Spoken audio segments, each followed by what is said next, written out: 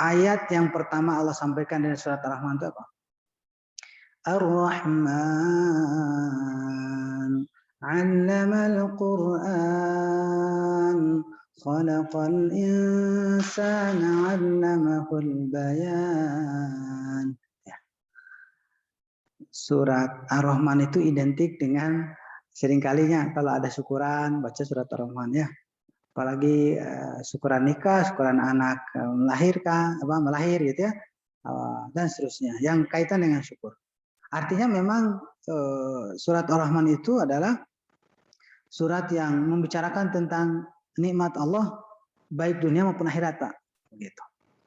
Tapi ada hal yang unik dari pembicaraan surat Ar-Rahman ini adalah ternyata dari sekian nikmat yang disampaikan oleh Allah Subhanahu wa taala yang diutamakan dan didahulukan itu adalah tentang Quran. Padahal bagi kita kesuksesan yang utama itu apa? Masuk surga ketemu Allah gitu. Kan pada halaman yang ketiganya kan surga itu bicaranya. Tapi kenapa Allah Subhanahu wa taala menyampaikan tentang surat tentang Al-Qur'an di awal-awal? Ya karena memang modal untuk menuju surga Allah Subhanahu wa taala adalah Al-Qur'an begitu. Dan ternyata kenikmatan ini mengingatkan buat kita semua bahwa nikmat ini sebenarnya diperuntukkan untuk semua manusia. Sesuai dengan firman-Nya hudan linnas, ya petunjuk bagi manusia. Tapi lagi-lagi itu juga hanya mereka yang mau menerimanya. Nah, oleh karenanya mari kita bersyukur kepada Allah Subhanahu wa taala dan bahagialah karena saat ini kita mau mempelajari Al-Qur'an. Senanglah karena saat ini Allah menanamkan pemahaman kita tentang Al-Quran. Minimal keimanan kita dan sadar bahwa ini bagian dari petunjuk dari Allah Subhanahu wa taala. Bahkan perintah bahagia ini sudah tercantum dalam surat Yunus ayat 58. Qul bifadlillahi wa birahmatihi fabidzalika falyafrahu. Fabidzalika falyafrahu huwa khairum mimma yajma'un.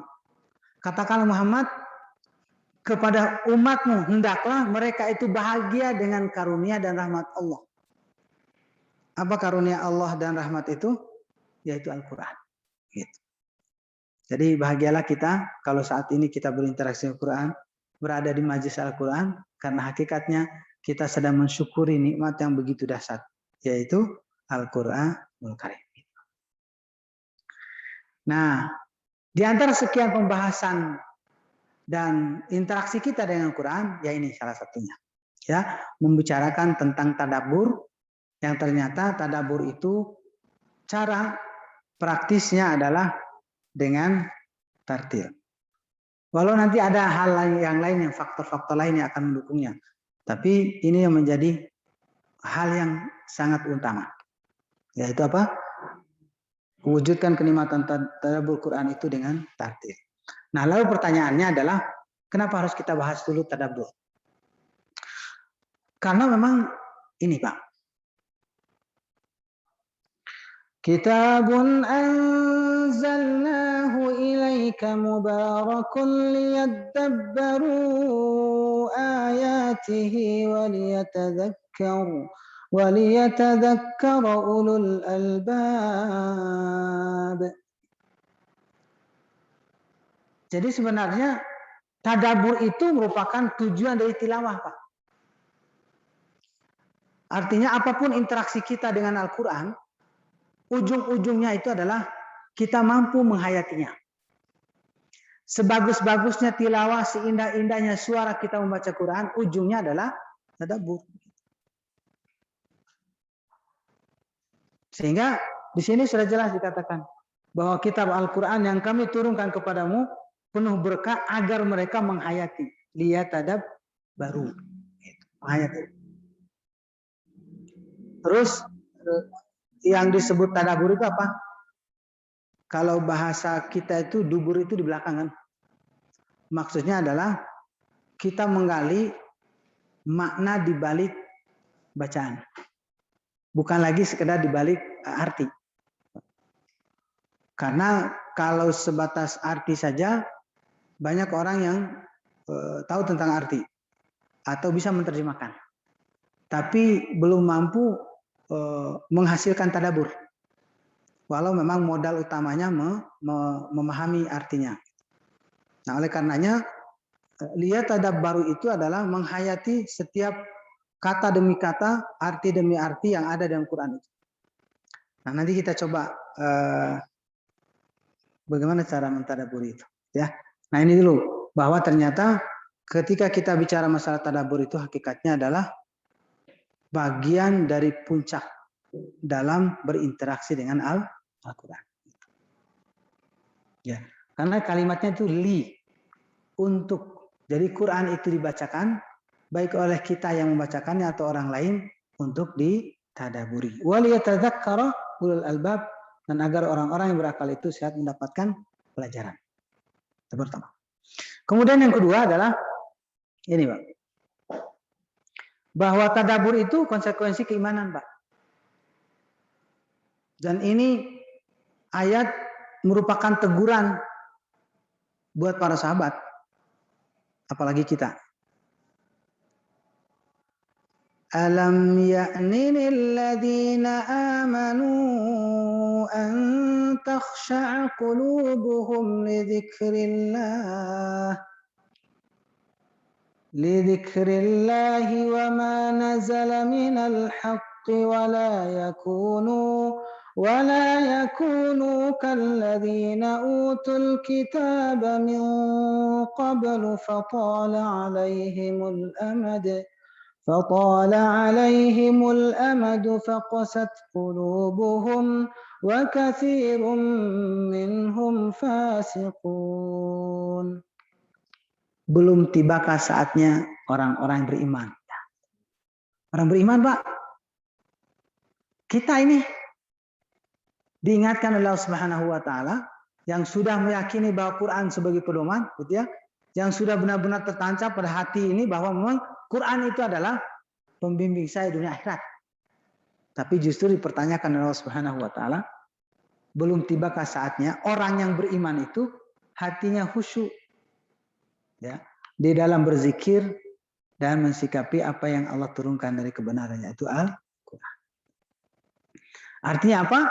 Artinya bahwa tuntutan sesudahnya ketika kita tilawah Al-Quran itu harus mentadaburi Al-Quran, menghayatinya, Pak. Karena bagaimanapun ketika bicara masalah tadabbur itu adalah hati yang khusyuk. Nanti kita bahas faktor apa saja yang mendukung kita mentadabbur Quran. Ya. Tapi ya, intinya bahwa ternyata konsekuensi dari keimanan kita terhadap Quran itu adalah mentadabburinya. Kenapa? Karena begini, Bapak Ibu sekalian. Ternyata kebiasaan orang di dalam mensikapi apapun yang berkaitan Quran ini ternyata dialami oleh orang sebelum Nabi diutus. Yaitu apa? Yaitu tidak melibatkan hatinya di dalam mempraktekkan semua amal-amal ibadah. Yang pada akhirnya mengerikan ini, Pak. Wala yakunu kalladzina utul kitab, hendaklah mereka itu, jangan sampai mereka itu seperti orang-orang yang diberi kitab sebelumnya. Apa? Fatala alaihimul amad. Ini jadi catatan penting. Ternyata sebanyak apapun yang mereka baca dari kitab-kitab itu, bolak-balik, itu ternyata waktu berlalu begitu saja, alias tidak mempengaruhi apa-apa pada dirinya. Itu. Waktu berlalu begitu saja. Yang pada akhirnya yang mengerikan itu adalah faqasat qulubuhum, hati mereka menjadi keras.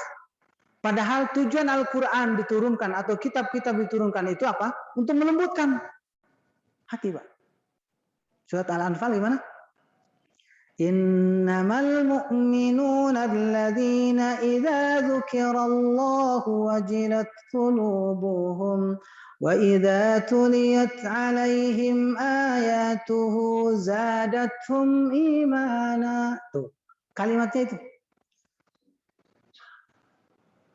Karakteristik orang yang beriman itu adalah apabila dibaca disebut nama Allah, bergetarlah hatinya. Pertama. Yang kedua, apabila dibacakan Quran itu, bertambahlah keimanan. Nah, itu. Jadi artinya dampak yang baik bagi seorang mukmin di dalam baca Quran itu adalah keimanan menjadi bertambah. Tapi ternyata justru hati mereka menjadi keras. Kenapa? Gara-gara ini nih. Tidak melibatkan hatinya di dalam membaca Quran atau tidak khusyuk. Dia tidak mau mentadabbur Al-Quran. Begitu.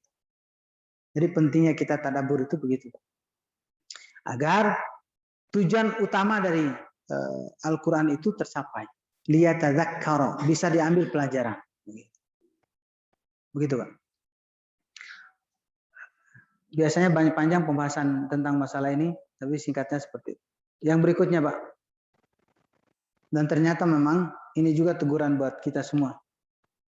Afala yatadabbaruna al-Qur'ana am ala qulubin aqfaluha.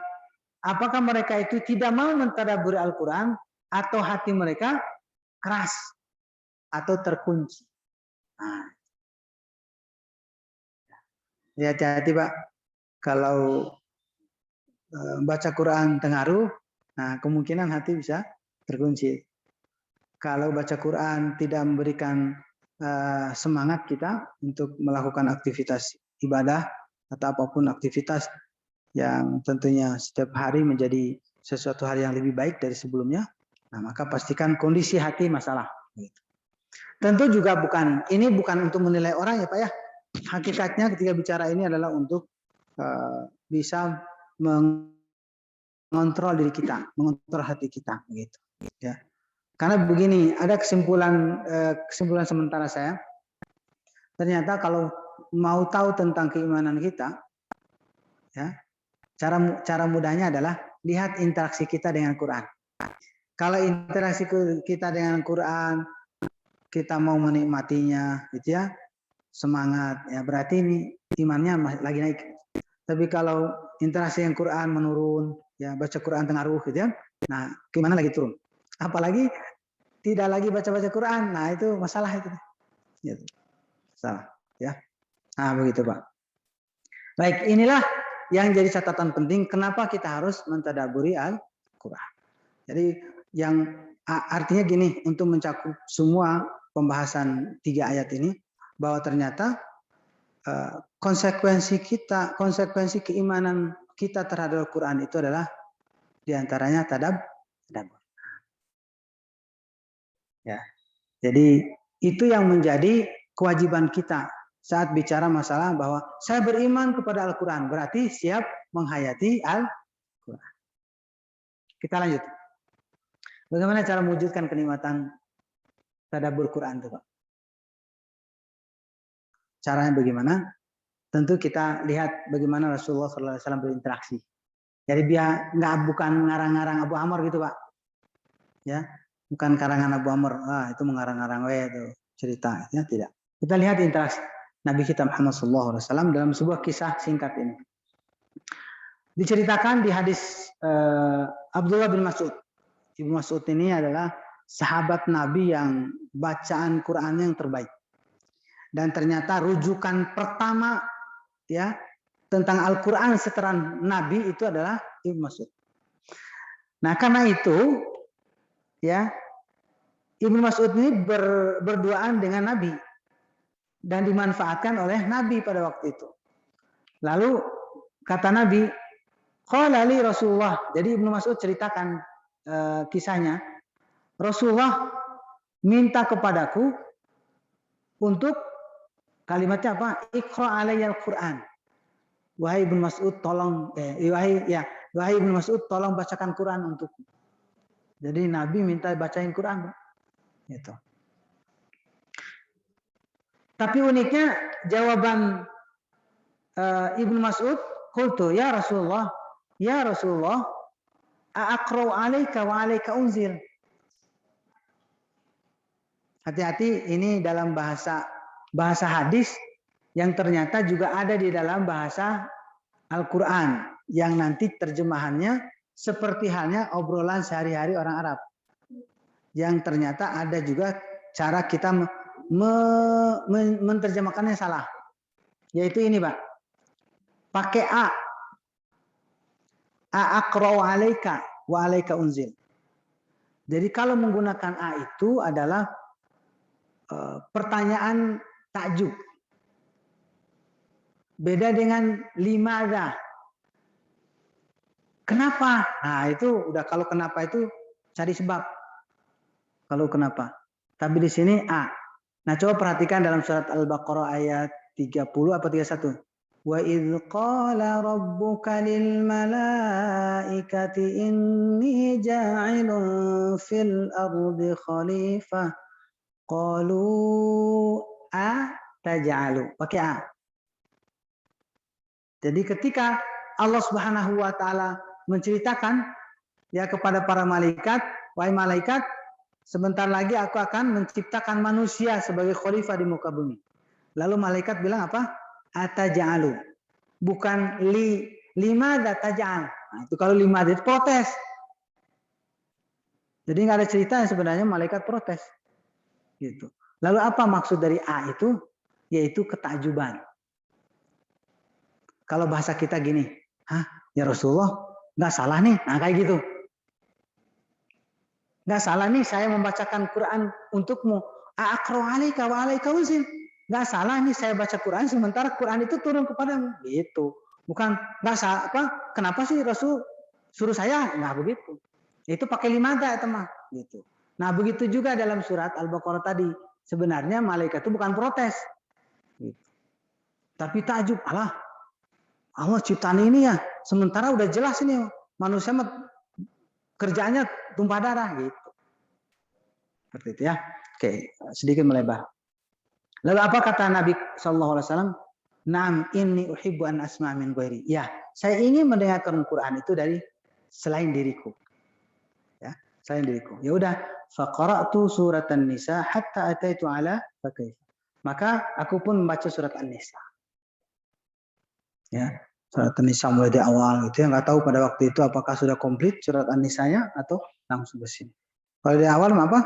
Ya ayyuhan nas ittaqu rabbakumul ladzi khalaqakum, dan seterusnya dibacaan. Nah, sampai ayat ini.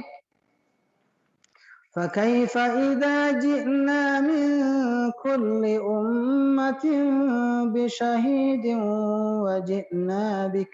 وَجِئْنَا بِكَ عَلَى هَؤُلَاءِ شَهِيدًا. Nah, itu. Sampai di sini nadanya ingin nyambung Pak. Tapi apa kata Nabi Shallallahu Alaihi Wasallam? Hasbukal an. Sembari menepuk pundak Ibnu Mas'ud. Ibnu Mas'ud cukup. Apa yang terjadi? Fatafata faida ainahu tadrifa. Ternyata Ibnu Mas'ud menoleh ke wajah Rasulullah, ternyata Rasulullah mencucur air mata, menangis. Nah, dari penggalan cerita ini Pak, ada pelajaran penting, terutama berkaitan dengan tadabbur gitu Pak. Ternyata agar kita mampu mentadabburi Al-Quran itu, bisa kita menjiwainya, yang pertama dan utama adalah harus dibaca. Gitu Pak. Pertama harus dibaca. Baik itu dibacakan oleh orang lain maupun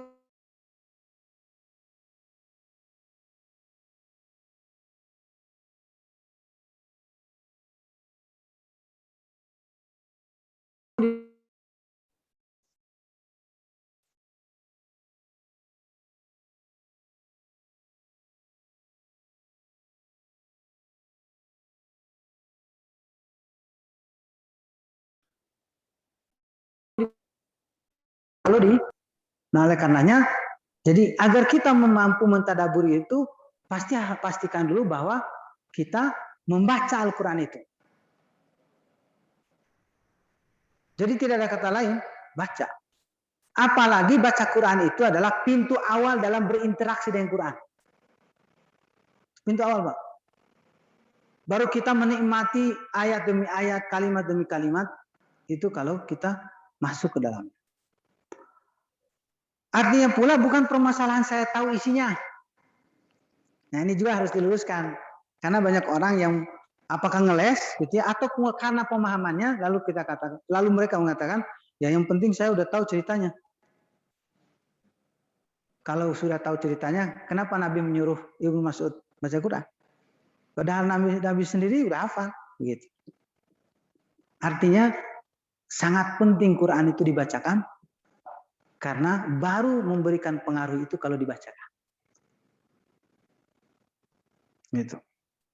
Kalau urusan tahu, mohon maaf, jangankan kita, orang kafir juga udah mulai membahas, Pak. Apalagi mereka-mereka yang ingin mempelajari perbandingan agama, kemudian ada rencana untuk menghancurkan Islam, gitu kan? Pelajari kitabnya, kan gitu kan? Mereka pelajari, oh iya ternyata Quran itu bahas tentang masalah syariat, tentang ibadah, tentang kebesaran Tuhan, gitu kan? Ya, membicarakan masalah hukum-hukum waris, ya, aturan dalam menikah dan seterusnya. Mereka tahu itu. Oh iya ada kewajiban sholat, kewajiban zakat, kewajiban haji, tahu. Nah, bukan permasalahan tahunya. Karena masalah tahu ini juga ternyata baru kita ingat itu kalau dikasih tahu. Maksudnya apa? Ingatan itu bisa muncul kalau dibacakan. Nggak kebayang Pak, kalau sekali berdiri gitu, orang hafal lalu kebayang semua, mulai dari alif, lam, mulai abasmalah dengan sampai an-nas. Berat Pak. Berat. Nah, bagaimana dengan hafid? Nah, hafid itu keunikannya begitu Pak. Bisa kembali terucap itu setelah terdengar atau dia memulai. Begitu. Nah, itu nanti ada pembahasan khusus tentang hafalan ya. Baik, itu Pak. Jadi pintu awalnya apa? Tilawah atau membaca. Tinggal berikutnya adalah penekanan dulu bahwa berinteraksi dengan Al-Quran, berinteraksi dengan Quran itu adalah tilawah. Sampai-sampai tilawah itu bagian yang tidak terpisahkan dari keimanan kita. Sampai dikatakan begini ya. Alladzina atainahumul kitaba yatlunahu haqqa tilawatihi ulaika yu'minuna bih. Sampai sini aja. Orang-orang yang diberi kitab, kemudian mereka membaca Quran itu dengan sebenar-benarnya bacaan. Haqqa tilawati. Ulaika yu'minuna bih. Orang-orang yang membaca Quran itu adalah orang-orang yang beriman kepadanya. Jadi bukti keimanan seseorang terhadap Quran itu adalah membacanya. Gitu. Jadi kalau mau tahu bahwa saya beriman kepada Quran, lihat diri kita bahwa baca atau tidak Quran itu. Kalau baca berarti itu pembuktian keimanannya. Tapi kalau sudah tidak membacanya, berarti keimanannya sudah mulai luntur. Gitu. Ya, singkatnya seperti itu. Berikut. Lalu muncul pertanyaan.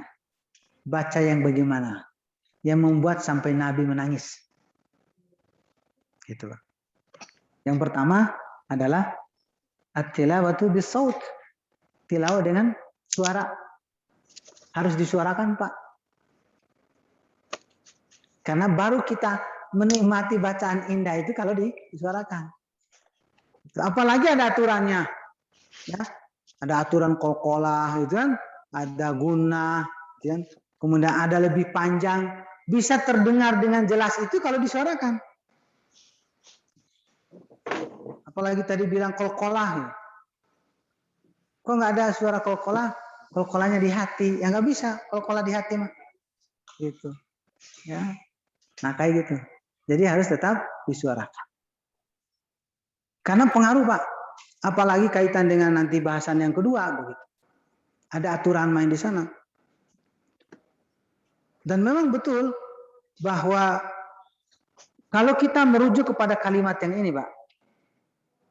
Tala yatlu itu beda dengan qara'a yaqra'u.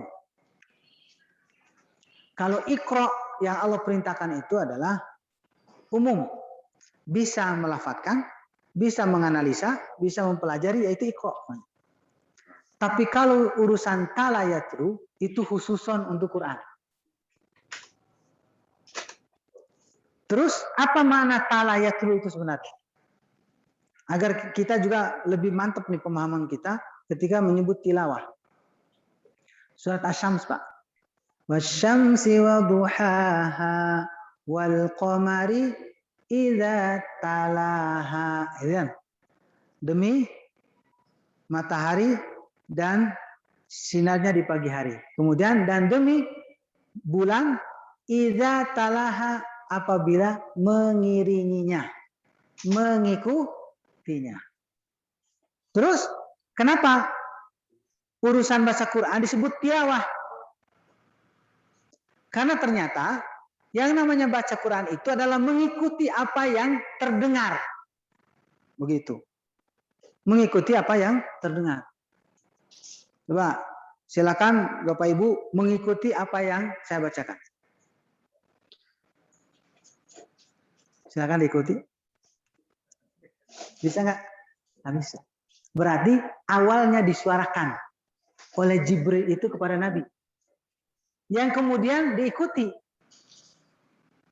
Dan tidak mungkin menyebut ikuti sementara Bapak Ibu diam. Jadi melafadzkan kembali. Jadi tala itu adalah mengulang kembali dengan lafadz yang sama. Jadi hati-hati jangan sampai mengartikan yang lain ketika bicara masalah baca Quran. Oh, tilawah di sini maksudnya adalah menganalisa, memahami.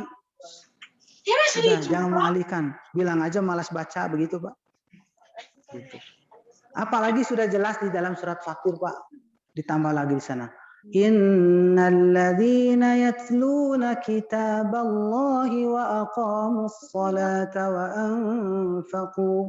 anfaqu mimma razaqnahum sirran wa alaniyatan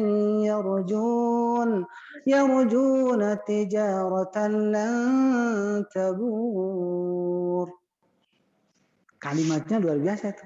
Sesungguhnya orang-orang yang membaca Quran dan sholat yang kedua dan infak, baik itu dalam kondisi dengan cara diam-diam maupun terang-terangan, ternyata mereka itu adalah mereka yang mengharap bisnis yang tidak akan pernah rugi.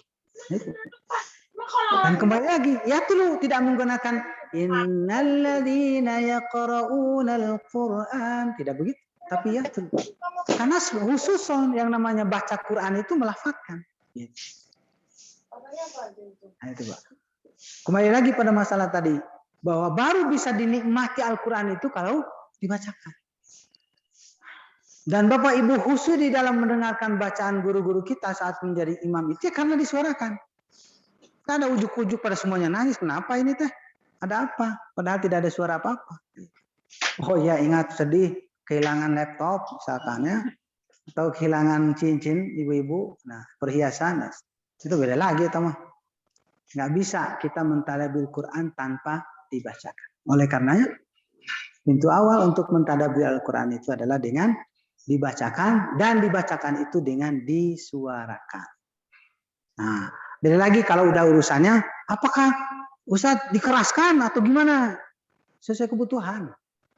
Gitu ya, sesuai kebutuhan, gimana nyamannya kita disuarakan itu, silakan. Apalagi kalau sudah urusan adab di masjid ya, nanti jangan sampai mengganggu orang lain. Sip. Yang kedua, yang pertama. Yang kedua baca yang bagaimana? Nah ini baru masuk poin kita. Tujuan kita bahas sekarang ini adalah tahsin, yaitu baca dengan tahsin. Tilawatu bitahsin, membaca dengan tahsin, Pak. Kenapa dengan tahsin atau dengan tajwid? Karena begini Bapak Ibu sekalian. Baca Quran itu bukan sekedar masalah tepat arti, tapi juga tepat makna. Nah, ini mulai masuk nih. Ya. Tepat arti, tapi juga tepat makna. Begitu, Pak. Keumuman orang Arab, betul memang Quran itu berangkat dari bahasa Arab. Akan tetapi saat dihadapkan dengan Al-Quran, ada hal-hal yang unik dari kebiasaan orang Arab. Gitu. Makanya juga orang Arab sekalipun tetap belajar baca Quran. Gitu. Kenapa? Karena ada yang unik dari keseharian orang Arab. Nah apalagi kita, lebih-lebih lagi sehari-hari mah bahasa Sunda, Jawa gitu kan, lebih-lebih kita. Gitu. Kaitan dengan masalah arti udah jelas bagi kita mah ya, udah jelas. Panjang pendek udah, panjang pendek. La tarawunna, la itu kalau tidak dipanjangkan menjadi artinya apa? Sungguh. Kalau yang pendek ya, pendek. Itu kalau dipanjangkan jadi tidak. Beda. Ya? La tarawunnal jahim. Dikit aja kepanjangin. La tarawunnal jahim. Berbeda. Udah kontras. Kamu tidak akan melihat. Itu. Yang tadinya sungguh pasti kamu melihat. Tapi kalau dipanjangkan, sungguh pasti kamu tidak melihat. Ya. Walanabluwannakum. Udah beda. Jadi hati-hati bergaya-gaya gitu ya, lagu ini keren saya nih, ada nambah dikit, nah itu nggak boleh. Saya udah beda Pak. Makanya di sini kalau udah belajar tahsin Pak, hati-hati sudah menekankan jangan sampai lagu mengatur bacaan. Bacaanlah yang mengaturlah lagu itu. Nah kembali kenapa saya menekankan tidak saja masalah arti tapi juga makna. Karena ada hal yang unik dari keseharian orang Arab. Orang Arab ada nggak ngobrol sehari-hari ada dengungannya? Nggak ada Pak. Coba bahasa Arabnya, kamu mau kemana? Ila aina anta. Nggak ada itu. Ila aina anta. Itu nggak ada. Itu mau ngaji atau gitu. Nah sementara aku baca Quran itu nun ketemu ta itu selain ikhfa ma'abiqail bunah disertai dengan dengung. Gitu. Termasuk panjang lebih panjang. Kalau dari segi arti mah hanya dua, satu harokat arti tersendiri, dua harokat arti tersendiri. Tapi lebih panjang nggak ada artinya. Tapi ini kaitan dengan makna, gitu Pak. Coba kira-kira nih, kalau teriak maling kumaha Pak? Maling, gitu kan? Nggak ada tuh maling, nggak ada. Maling, gitu. Nah, itu. Berikutnya gini, maksud saya tuh, kalau dari segi arti, maling dengan maling, artinya sama nggak? Artinya sama, tapi maknanya beda, gitu Pak. Begitu juga dalam Quran. Idza jaa nasrullahi wal fath. Dibaca dua harokat kebiasaan orang Arab. Idza jaa nasrullahi wal fath.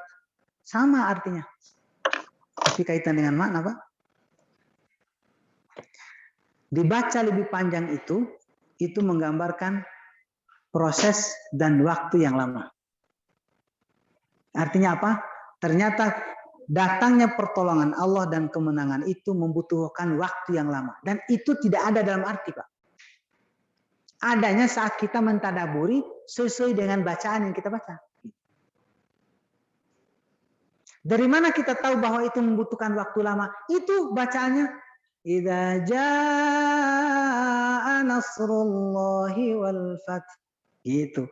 Apabila pertolongan Allah dan kemenangan itu datang yang membutuhkan waktu yang cukup lama. Dan terbukti kan bahwa pertolongan itu baru datang, kemenangan itu baru datang setelah berapa tahun? 20-an tahun gitu. Baru kemenangan itu diperoleh. Nah ini juga sebagai tadabur juga buat kita dalam keseharian kita dalam mendidik anak gitu ya. Ternyata butuh waktu gitu Pak. Segala sesuatu.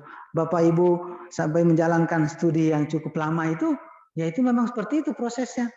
Sampai menguasai semua ilmu yang Bapak Ibu sekarang dalam itu ya semuanya proses. Nah itu yang dimaksud. Ternyata selain urusannya berkaitan dengan masalah arti, juga kaitan dengan mana. Gitu. Begitu juga dengungan. Sama itu. فَمَنْ يَعْمَلْ مِثْقَالَ ذَرَّةٍ خَيْرًا يَرَهُ وَمَنْ يَعْمَلْ مِثْقَالَ ذَرَّةٍ شَرًّا يَرَهُ. Bedakan urusan kebaikan dzarratin kha. Gitu kan? Dzarratin khairan yarah. Tidak dengung tuh. Dzarratin khairan yarah. Kaitan dengan keburukan dzarratin syarran yarah. Ditahan. Apa maknanya? Dalam kitab I'jaz Rasmil Quran wa Tilawah kemujizatan penulisan Quran dan tilawah itu di sana, Pak. Ternyata ketika membicarakan kebaikan, kan artinya gini kan, barang siapa yang melakukan kebaikan sekecil biji zarah, maka dia akan melihat atau dibalas sekecil itu. Begitu ya, akan dibalas nanti pada hari kiamat. Dan barang siapa melakukan keburukan sekecil biji zarah, maka akan dibalas. Ya, walau sekecil itu. Nah, coba perhatikan kalimatnya. Urusan kebaikan itu tidak ditahan. Nah, di dalam tafsir di sana dikatakan tadaburnya bahwa ini menggambarkan setiap amal-amal kebaikan itu tidak akan ada penundaan pencatatan oleh Allah Subhanahu wa taala. Oleh malaikat. Langsung segera. Begitu. Beda dengan keburukan. Itu bisa-bisa ditunda dulu, bisa tobat gitu, Pak. Dzarratin syarriyar. Sampai segitu, Pak, kajiannya. Bahwa ditahan itu menggambarkan proses penulisan keburukan itu ditunda oleh malaikat. Bisa dia tobat gitu sampai seperti. Atau yang kedua akan segera dibalas kebaikannya. Ketika melakukan kebaikan dan ditunda ya balasannya bagi orang yang melakukan keburukan.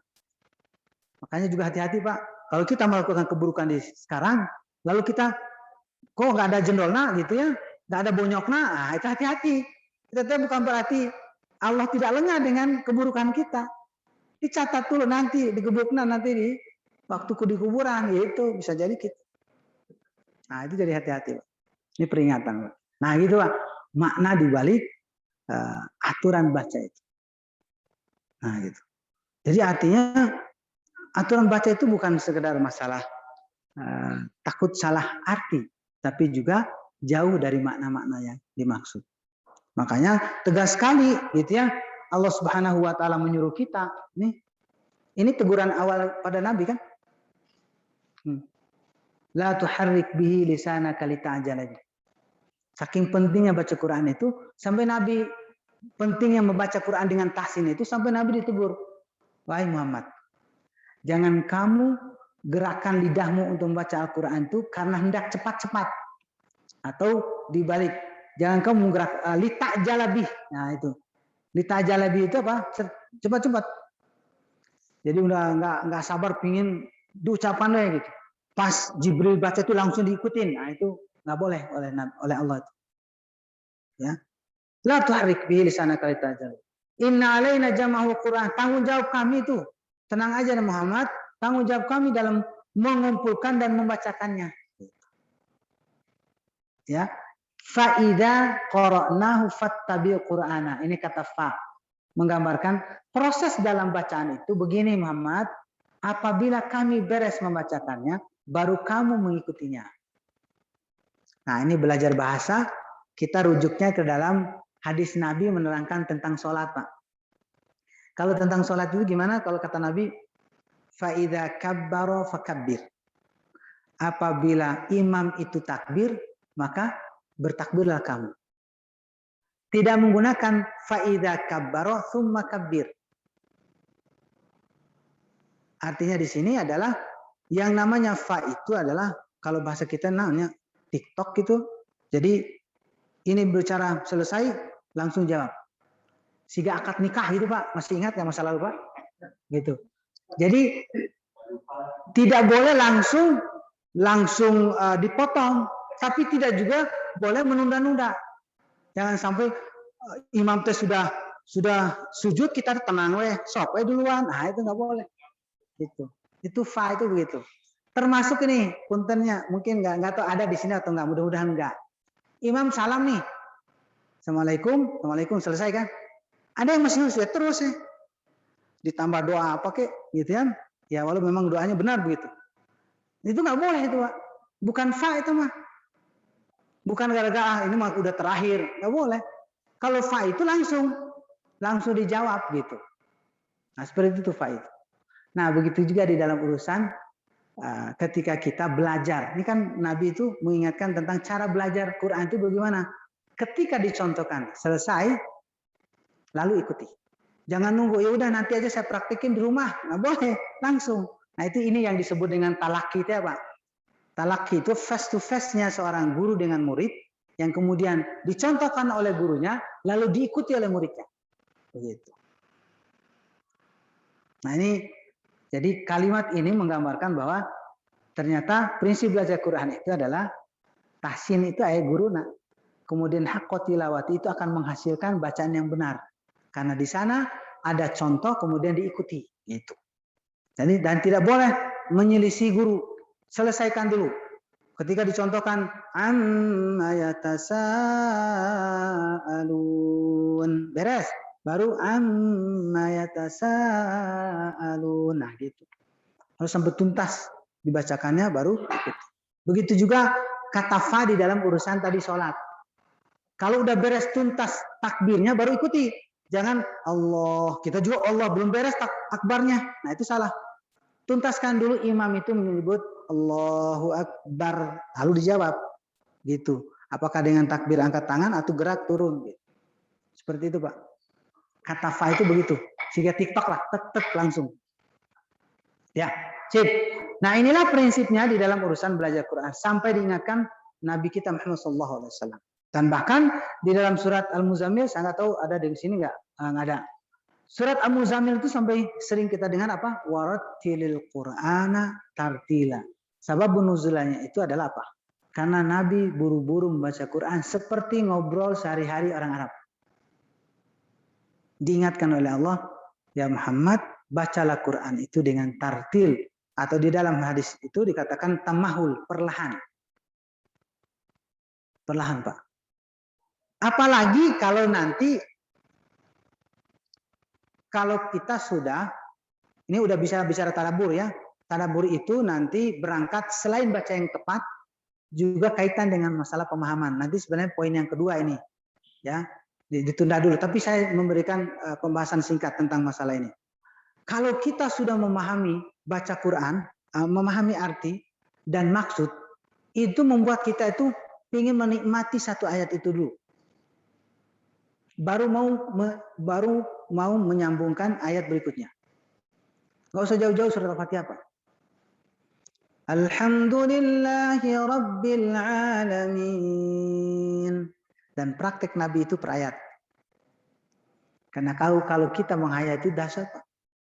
Kata demi kata bahkan huruf demi huruf itu mengandung makna yang begitu luas. Kita artikan Alhamdulillah apa Pak? Segala puji. Ada nggak di dalam bahasa Arab apa arti bahasa Arab dalam keseharian orang Arab dari segala atau terjemahan segala ke bahasa Arab? Sebenarnya tidak ada di sana kata segala Pak. Adanya kullu. Innallaha ala kulli syai'in qadir. Lalu di mana ambil kata segalanya? Diambil dari huruf alif lam. Dan mana alif lam itu ada 3. Ini sementara saya tahu Pak. Sementara saya tahu. Yang pertama ada yang disebut dengan ma'rifah. Yang kedua ada yang disebut dengan at-takhsis. Yang ketiga adalah al-istighraq. Nah untuk Al-Fatihah ini, khusus alhamdu ini adalah maknanya istighraq. Yaitu mencakup semuanya. Makanya disebut segala puji. Kalau kita hayati lagi kalimat ini, kenapa ada kata segala? Karena kita akan menyebut kata ini menggambarkan atau mengekspresikan bahwa bentuk apapun pujian yang kita puji itu hanya untuk Allah. Apakah keseharian kita membilangnya Quran gitu loh? Nah itu kan muji kan? Ya enggak? Itu juga adalah haknya Allah tuh. Wih, mantap banget nih. Nah itu haknya Allah sebenarnya. Gitu. Diwakilkan dengan kata alhamdu, segala puji. Lalu kenapa kita katakan hak Allah? Karena kalimatnya li, menggunakan lam Pak. Lam itu menunjukkan makna kepemilikan. Orang Arab kalau ditanya misalkan HP, Bahasa Arabnya apa? Jawalah. Ketika kita tidak tahu ini punya siapa, orang Arab pasti nanya dengan kata li. Liman hadhil jawalah. Punya siapa nih HP ini? Itu. Berarti li itu hak prerogatif Pak, hak milik. Nah, artinya kalau sudah kita katakan alhamdulillahi rabbil alamin, ikutin sampai lillah aja, belum sampai rabbil alamin, itu mengajarkan kita bahwa ya Allah, memang aku tidak pantas untuk dipuji. Karena engkau sendiri yang menyatakan bahwa pujian itu hanya milikmu. Nah, gitu. Jadi membuat diri kita ini terasa begitu, hati kita ini terasa, jangan sampai ada ungkapan hati kita atau mengharap pujian dari Allah, dari manusia. Karena pujian itu hanya milik Allah. Nah, itu salah satunya. Kalau kita menghayat itu, ditambah lagi Rabbil Alamin, itu bahasan lagi panjang ya, lain kali lah. Nah, begitu Pak. Nah, kembali ke pemasalah tadi, bahwa ternyata dengan kita membaca dengan benar saja, ya, yang merupakan itu menjadi bagian yang tidak terpisahkan dari kewajiban kita dalam berinteraksi dengan Quran, maka itu akan menghasilkan tadabbur yang begitu luar biasa. Gitu. Ya, penghayatannya, penjiwaannya. Nah, oleh karenanya sangat pentinglah kita membaca Al-Quran itu dengan tajwid. Berikutnya, nah bagaimana praktek Nabi? Sampai bilang oleh istrinya, Pak, beliau itu an Ummi Salamah radhiyallahu anha na'atat qira'at Rasulullah sallallahu alaihi wasallam. Ya. Dari Ummi Salamah, ini istrinya Rasulullah SAW, ini istri yang paling sering mengamati bacaan Nabi dan meriwayatkan tentang bacaan Nabi, yaitu Ummu Salamah. Bahwa sesungguhnya dia telah mensifati bacaan Rasulullah SAW, yaitu membaca dengan memperjelas huruf demi huruf. Mufassaratan harfa-harfa, sama dengan istilah tafsir itu dari sini pembahasannya. Tafsir itu adalah rincian. Jadi artinya baca Quran itu benar-benar per huruf jelas, gak ada yang miss kayak gitu. Makanya baca Quran itu kalau udah belajar tahsin itu gak ada yang miss. Jangan sampai gini. Baca itu. Bismillahirrahmanirrahim. Lagunya keren kan Pak? Udah ngaku aja lah, dipaksa Pak. Nah, itu. Tapi ada yang miss Pak. Apa itu? B-nya hilang. Coba perhatikan lagi. Karena perhatiannya adalah lagu, jadi lupa, nggak perhatiin apa pengucapannya. Bismillahirrahmanirrahim. Gitu. Bismillah, B-nya hilang. Nah, itu hati-hati. Padahal B itu adalah pengikat antara amal dengan nama Allah. B itu penting Pak untuk diucapkan karena itu merupakan pengikat. Itu.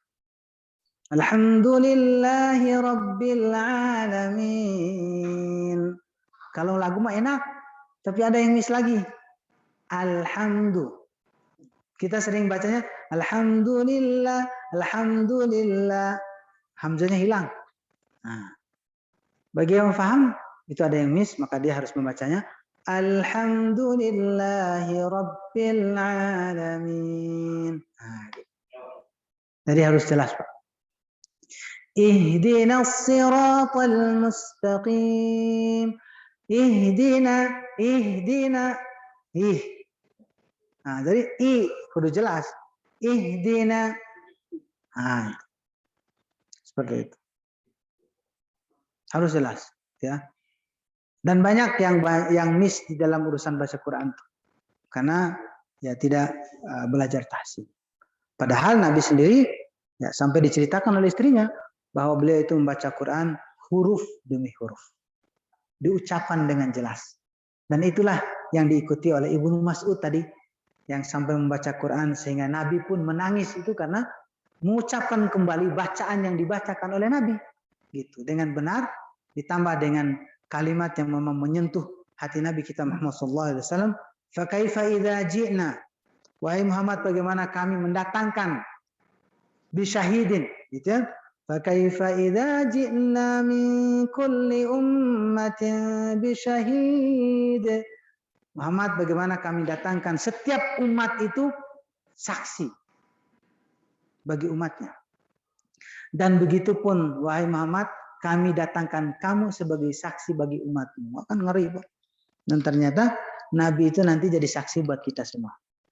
Dan jangankan Nabi, kita pun saling menjadi saksi satu sama lain, Pak. Ini nanti TikTok, Pak, sama Allah teh, gitu ya. Akan lagi itu satu-satu ditanya, benar nggak Abu Ammar ngajar tahsin? Gitu. Atau Abu Ammar, ini benar nggak Pak Saiful nih ada di sini, ada di tahsin, majelis tahsin? Gitu nanti ditanya satu sama lain. Nah begitu juga Nabi kita Muhammad SAW, ketika kita, walau beliau tidak melihat kita, tapi pengamalan sunnah itu terpancar pada wajah-wajah kita, diantaranya air wudhu. Itu kan air wudhu kan dicontohkan oleh Nabi kita Muhammad SAW. Nah di situ terpancar, oh iya itu adalah umatku. Ya, itu yang bisa disampaikan khusus dalam urusan ini, karena berkaitan dengan masalah tahsin itu adalah baru satu bagian dari cara kita mentadaburi Al-Quranul Karim. Bagaimana cara tadabur Quran? Adalah dengan tahsin. Baru satu, Pak. Belum yang lainnya. Ya, oke, baru satu. Yang pasti lebih tegasnya lagi ulama tajwid diakui oleh seluruh dunia, yaitu Imam Al-Jazari sampai bilang dalam syairnya, dalam matanya adalah apa? Wal akhdhu bit tajwidi hatmun lazimun man lam yujawwidil Qur'ana athimun li'annahu bil ilahu anzala wa hakadha minhu ilaina wasala. Membaca Al-Qur'an dengan tajwid itu adalah wajib. Ya.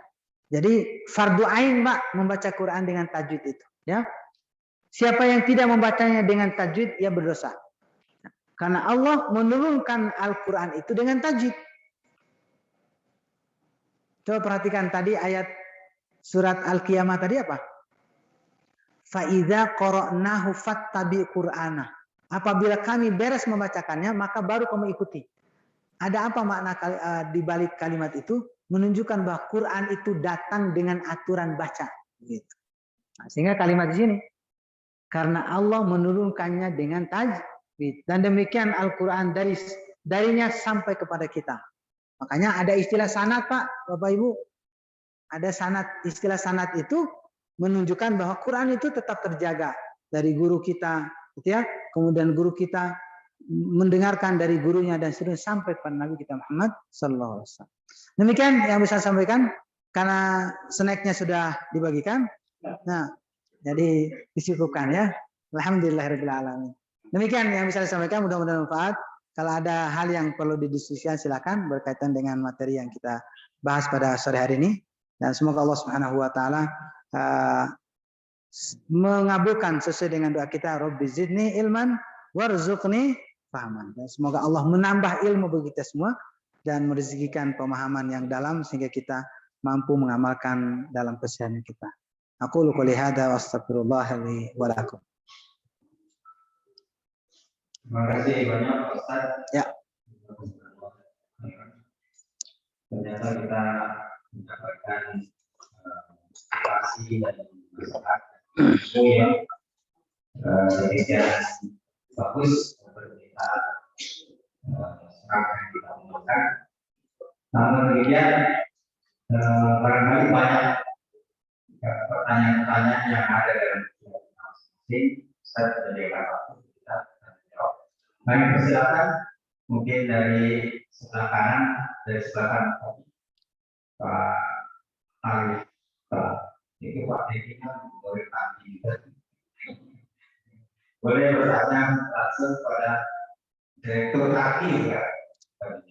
Enggak, silakan di kelompok sana, boleh bertanya Pak Arif. Pak dulu. Kenapa? Ya, bertanya Pak Ahmad.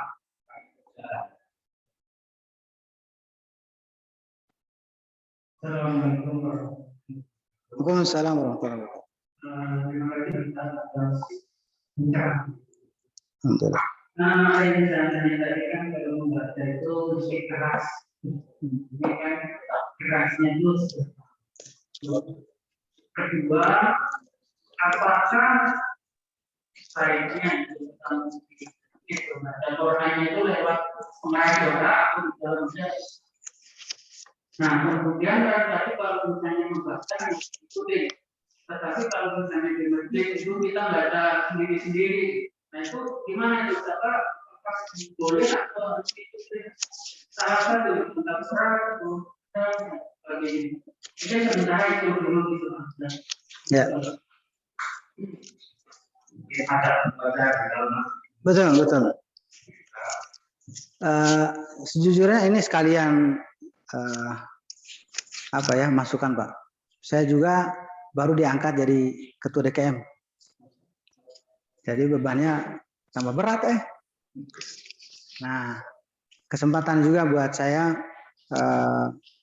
mengatur. Tapi alhamdulillah sejak sebelum saya juga udah berjalan. Apa itu? Pertama, kaitan dengan masalah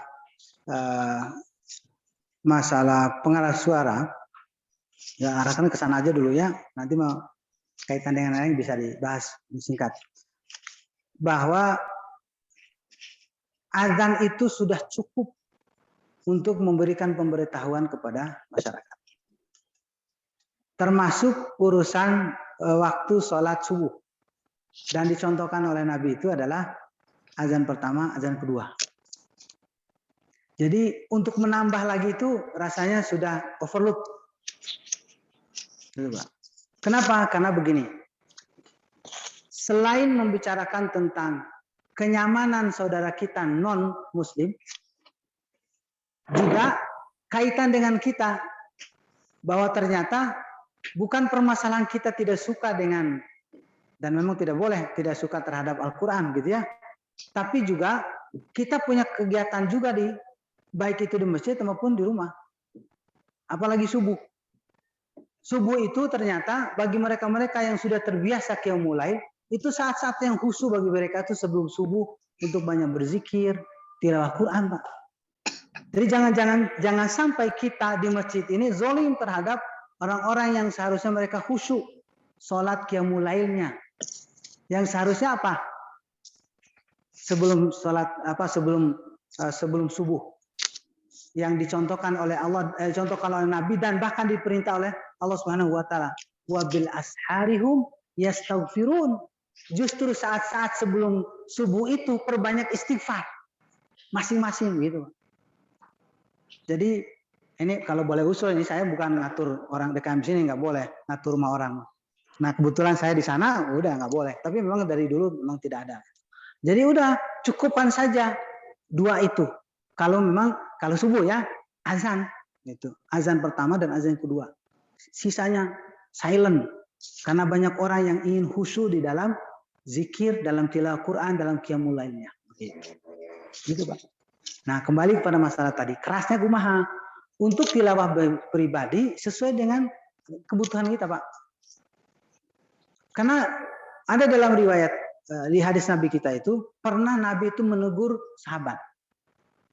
Menegur sahabat sementara saudaranya sedang sholat di sampingnya. Wahai sahabatku, turunkan suaramu karena saudaramu sebelah ini sedang bermunajat kepada Allah Subhanahu wa taala. Jadi artinya nggak boleh juga baca Quran kita mengganggu orang lain. Apalagi yang ngaji saja tidak boleh, apalagi nyanyi-nyanyi, itu Pak. Seperti itu. Bisa dipahami Pak ya? Nah, itu insyaallah. Saat tarhib maksudnya? Iya, sama aja Pak. Sebenarnya Pak. Ya ini pemahaman saya bukan pemahaman sebenarnya. Apa yang dicontohkan saja gitu. Ya sebenarnya cukup dengan azan itu. Karena baik itu salawat tarhib atau apapun begitu, itu khawatirnya mengganggu. Ngaji saja tidak diperbolehkan oleh Nabi. Gitu. Ya, ini sekali usulan juga sekalian buat Pak DKM. Ya. Karena kita husnuzan buat saudara kita yang qiyamul lail, yang zikir itu, apalagi ada anak oroknya, wah mengganggu itu kasihan itu. Gara-gara ribut gitu ya. Nah gitu. Seperti itu. Allahu a'lam bishawab.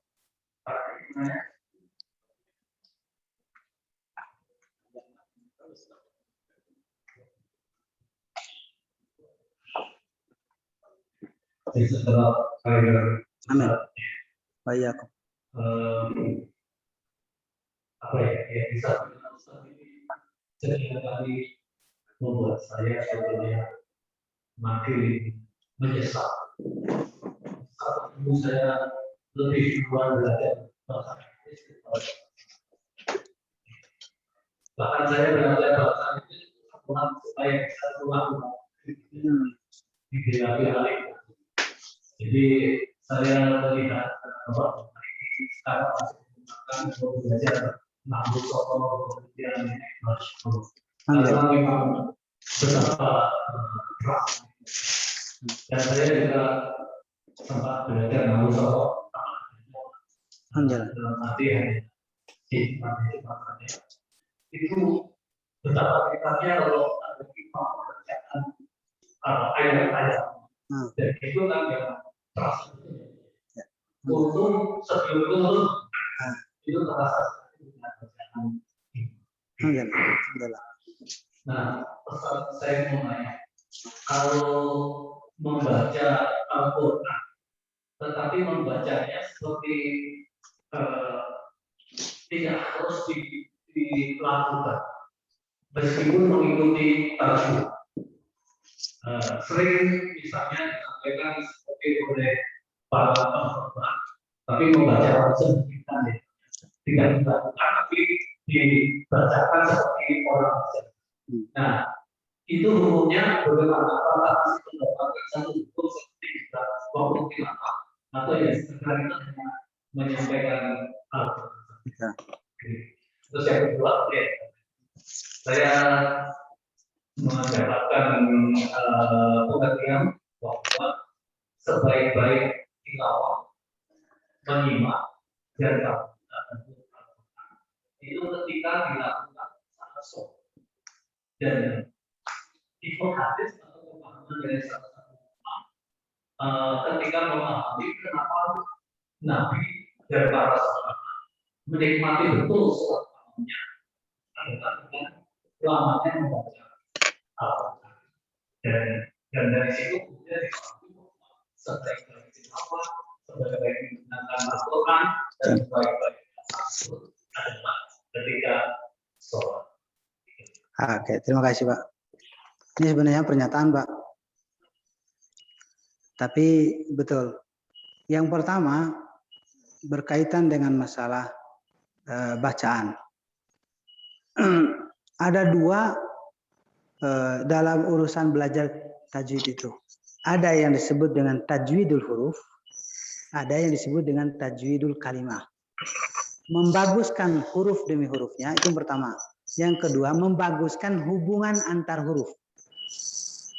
Kalau huruf demi huruf itu, gimana cara kita mengucapkan huruf kho, bedakan dengan huruf h, bedakan huruf h besar. Nah, itu namanya tajwidul huruf, membaguskan pengucapan per huruf. Yang kedua, membaguskan hubungan antar huruf. Seperti nun mati ketemu ta, bagaimana bacanya? Oh ya, diikhfakan. Nun mati ketemu kho, oh diidharkan. Mim ketemu mim, idgham dan seterusnya. Nah, secara umumnya bahwa kalau sudah baca Quran itu dua-duanya, ya dua-duanya digunakan, yaitu baik itu membaguskan per huruf maupun hubungan antar huruf. Sementara kalau sudah keluar dari situ, maka cukup hanya membaguskan huruf, tidak harus membaguskan hubungan antar huruf. Contoh dalam urusan doa. Kalau urusan doa misalkan kita baca nih Rabbana atina fid dunya hasanah wa fil akhirati hasanah wa qina adzabannar. Itu doa. Padahal itu Quran kan? Nah, bagaimana sikap kita? Sikap kita pada waktu itu adalah sedang berdoa, minjem kalimat yang ada dalam Quran. Jadi artinya bukan sekadar sedang membaca Quran. Termasuk apalagi baca hadis. Jadi hanya tajwidul huruf saja. Gitu ya. Jadi artinya juga tidak ada tuntutan untuk harus mendengung, tidak harus tuntutan harus lebih panjang gitu ya. Tapi kalau hanya panjang dengan pendek tetap harus ada ketegasan di sana gitu. Pengucapan huruf itu. Tapi hubungan yang hal-hal yang berkaitan dengan kefasihan hubungan antar huruf memang itu hanya berlaku untuk baca Quran. Nah, termasuk di dalam urusan tadi penyampaian saat khutbah mengutip ayat-ayat itu. Nah, masih bisa bergeser menjadi hanya menceritakan apa yang ada di Quran. Jadi dia hakikatnya tidak membacakan secara tahsin di sana, gitu. Hanya kefasihan saja dari segi tajwidnya, hurufnya saja. Itu diperbolehkan. Nah, kecuali pada waktu itu dalam rangka dia tilawah. Nah, tilawah. Nah, beda lagi karena memang waktu khutbah kan bukan dalam proses tilawah, kan dia hanya menerangkan apa yang ada dalam Quran. Seperti itu. Jadi diperbolehkan.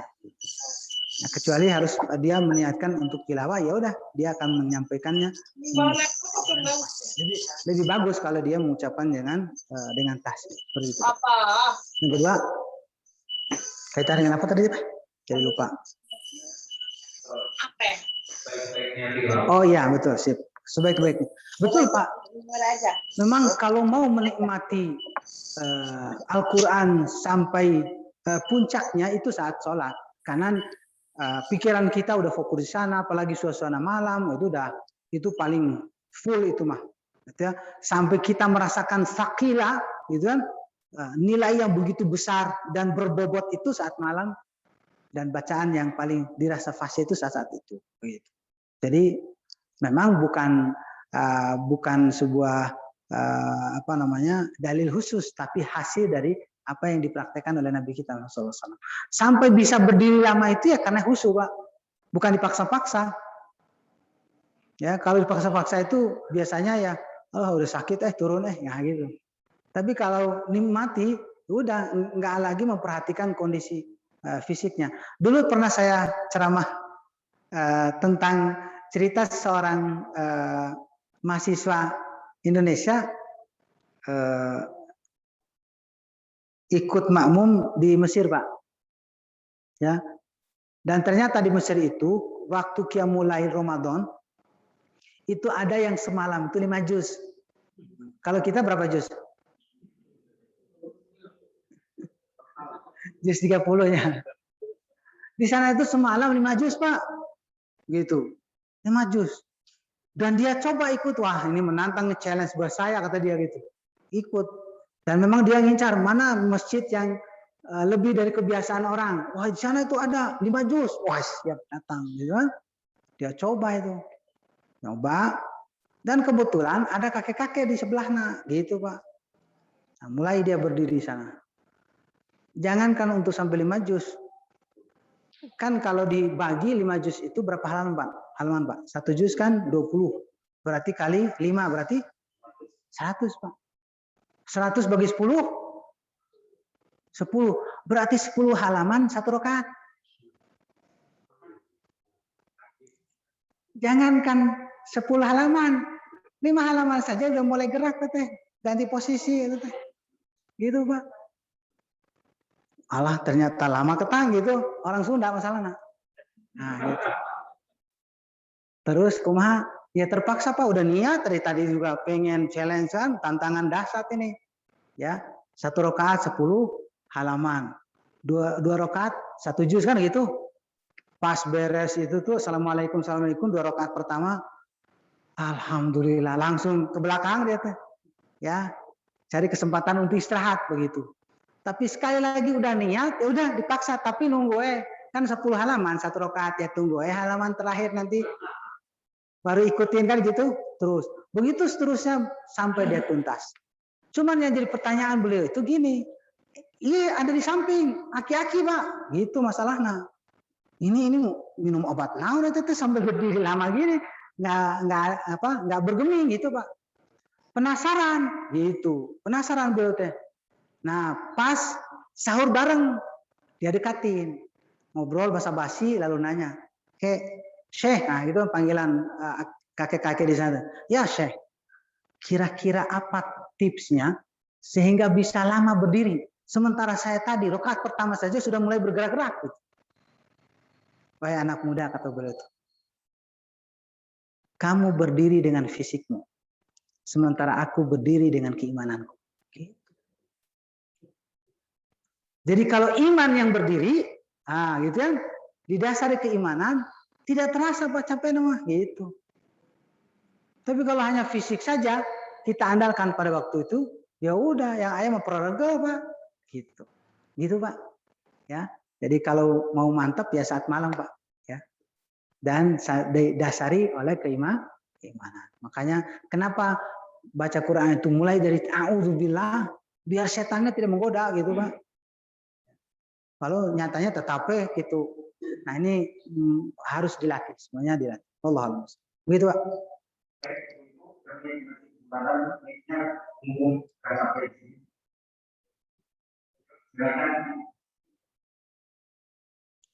Ayo, ada.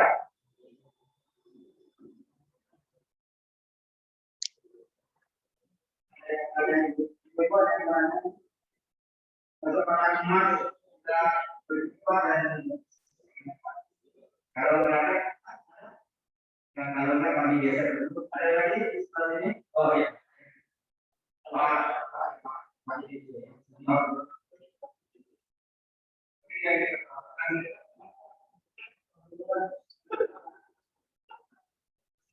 Ya.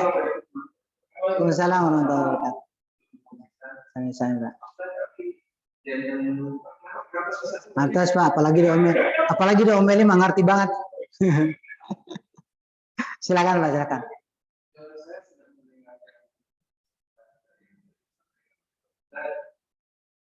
Saya jadi ngeri juga. Jadi selama ini sebenarnya hancur.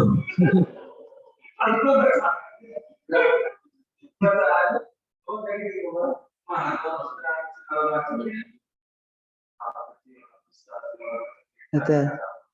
Betul. Bukan nggak benar. Jauh dari persyaratan. Betul. Ya. Sip. Alhamdulillah. Saya jadi ingat ini pertanyaan ini Pak. Di Tarki itu ada kita buat program pelatihan imam se-Bandung Raya.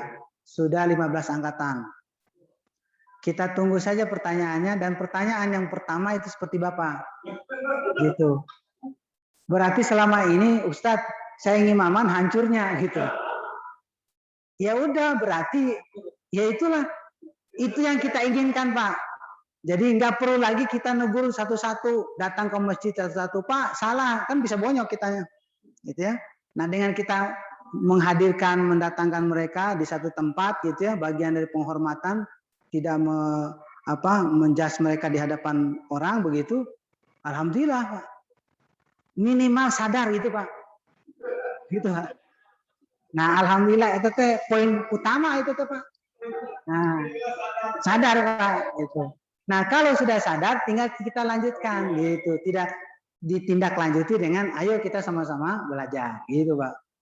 Dan jangan khawatir Pak, kalau sudah ada niatan kita untuk belajar, maka luar biasa Allah tuh maha baik Pak. Kan ada juga bertanya begini, ini Abu Amr, ini kayak tadi malam nih, ini hari apa nih, ya tadi malam persisnya, itu ada jaringan pengusaha nasional.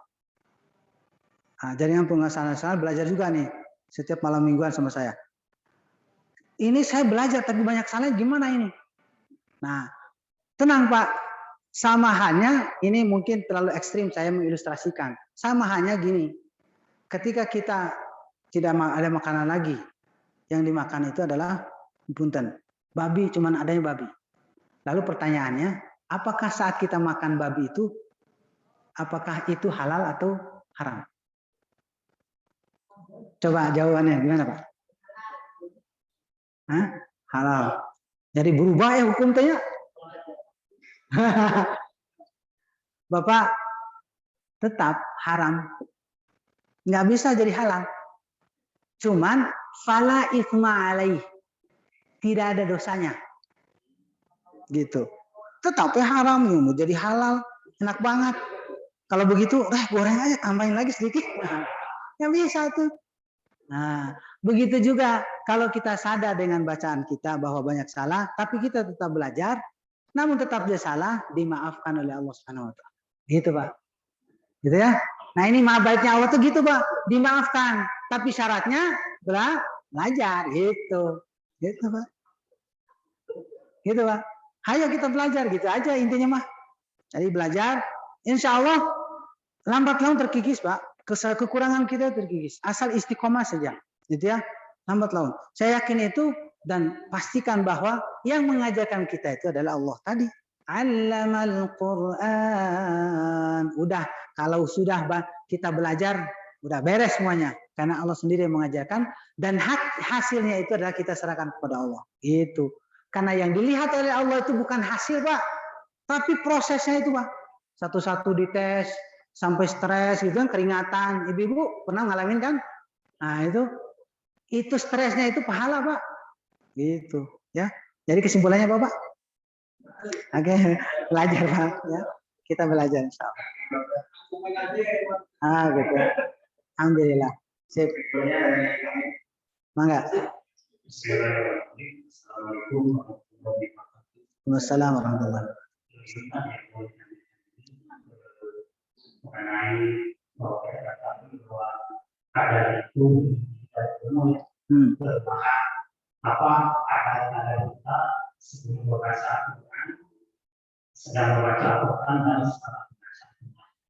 Terus yang kedua, apa hukumnya seorang yang menafsirkan Quran itu akan dihukumi oleh hukum apa seperti yang melakukan kalau apa hukumnya? Karena kita tahu bahwa mereka itu ada mutahamah dan mutasamimah dan juga panggilan membaca Al-Quran dengan besar dan membacakan dengan baik. Itu yang kita pertanyaan singkat, jawabannya kudu berjam-jam itu. Nah, kayak singkatin aja lah begitu ya. Yang pertama kaitan dengan ada baca Quran itu ya, yang pertama adalah kebersihan, ya, kebersihan. Tapi ternyata ada yang memahami bahwa yang penting kita bebas dari hadas besar, ya. Syukur-syukur bisa bebas dari hadas kecil, yaitu dengan wudhu, itu lebih utama. Bahkan dalam hadis itu katakan ada tingkatan kondisi, umpamanya dalam kondisi wudhu setelah sholat itu ada tingkatannya. Saat sholat apalagi ada tingkatannya. Ketika baca Quran, ya, baca Quran waktu sholat, baca Quran setelah sholat, baca Quran tanpa wudhu itu dapat. Jadi semuanya punya nilainya begitu. Pertama, yang kedua, ta'awud ternyata yang pertama dan utama kita ucapkan itu ta'awud, bukan basmalah, ya. Karena hadis bukan hadis lagi, Al-Quran sendiri menyatakan fa idza qara'tal Quran fasta'id billah. Dan itu yang dipraktekkan oleh Nabi, bahwa yang pertama dan utama yang dibaca itu adalah ta'awud. Sementara kalau bismillah itu hanya boleh kalimatnya. Boleh, kenapa? Karena dia bismillah ini sudah gugur dengan perintah ta'awud gitu. Jadi gini, umumnya kalimat basmalah itu adalah mengawali setiap aktivitas, kecuali ada dalil yang datang kemudian untuk membatasinya gitu. Nah, untuk punten kalau masuk toilet udah tidak lagi baca basmalah, itu ada doanya. Untuk masuk masjid tidak lagi bismillah, ada doanya.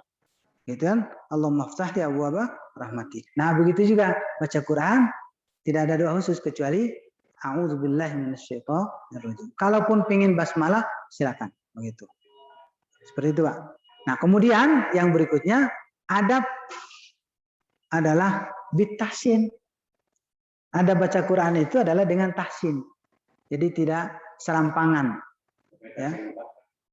Seperti tahsin 4 katanya. Ya. Nah, seperti itu adabnya. Kemudian berikutnya, nah, nyambung pembahasan kita, Pak. Ini mah topik khusus ini mah.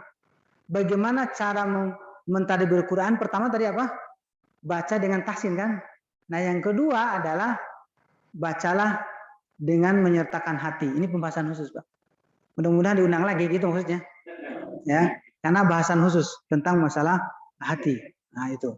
Bagaimana cara mentadaburi Al-Quran? Nah, adab salah satunya adalah mengikut sertakan hati dalam membaca Quran. Nah, itu mantap tuh. Pembahasan khusus insya Allah. Kemudian yang berikutnya, memang tidak ada kekhususan kita membaca shadaqallah setelah selesai. Tapi intinya sih begini, apa reaksi keimanan kita, baik itu saat baca Quran maupun setelahnya, maka diperbolehkan. Saya mau pingin sodakolah, silakan. Asal jangan jadikan bahwa itu kewajiban. Karena itu hasil refleksi dari keimanan kita terhadap bacaan kita. Dan ucapan itu sebenarnya tidak harus menunggu akhir bacaan atau akhir ngaji kita. Contohnya saja, Nabi itu jangankan di luar sholat, di waktu sholat pun beliau pernah diceritakan oleh Hudzaifah, ya, sahabat Nabi, wa idza marra bi ayati rahmatin wa huwa ta'awud. Apabila beliau melewati ayat-ayat tentang rahmat, bukan ta'awud, wa huwa sa'al, ya, beliau berdoa apabila melewati ayat-ayat tentang rahmat. Wa idza marra bi ayati azabin wa huwa ta'awud. Apabila beliau melewati ayat-ayat tentang azab, maka beliau berlindung kepada Allah Subhanahu wa taala. Artinya ada kalimat selingan yang langsung direspon oleh hati atau ucapannya itu. Nah, respon itulah yang tidak ada hal yang baku. Bebas ya. Apa bahasa kita, subhanallah ya Allah, begitu indah kalimatmu. Nah, gitu enggak apa-apa gitu. Karena itu refleks. Termasuk ada sujud tilawah itu. Sujud tilawah itu selain memang sunnah Rasulullah, juga refleksi keimanan kita terhadap apa yang kita baca. Itu lebih dahsyat lagi tuh. Ya, selain sunnah juga refleksi. Begitu Pak. Sesudahnya ya udah, mudah-mudahan itu akan kebawa ya dalam keseharian kita karena hasil dari tadabbur. Wallahu a'lam bishawab. Itu ada lagi tadi? Oh, menafsirkan, hukum menafsirkan. Betul, memang tidak boleh sembarangan menafsirkan. Tapi ada begini, tafsir itu kan pertama adalah Quran bil Quran. Menafsirkan Quran dengan Quran, ayat dengan ayat. Contoh, kalau dengan Quran itu bisa pada ayat tertentu, kemudian nanti tafsirin pada surat yang lain. Atau ada ayat ini kemudian ditafsirkan oleh ayat berikutnya. Contohnya, dzalikal kitabu la raiba fihi hudan lil muttaqin. Lil muttaqin siapa itu? Alladzina yu'minuna bil ghaibi wa yuqimuna shalah. Ternyata orang muttaqin itu adalah orang yang beriman kepada hal yang gaib dan seterusnya. Bla bla bla. Nah, begitu ayat dengan ayat atau ayat dengan ayat pada surat yang lain. Ihdinas siratal mustaqim, siratal ladzina an'amta 'alaihim. Ya Allah, tunjukilah kami ke jalan yang lurus, yaitu jalan yang Engkau tunjukkan kepada orang-orang yang Engkau beri nikmat. Siapa itu? Nah, ternyata adanya pada surat An-Nisa.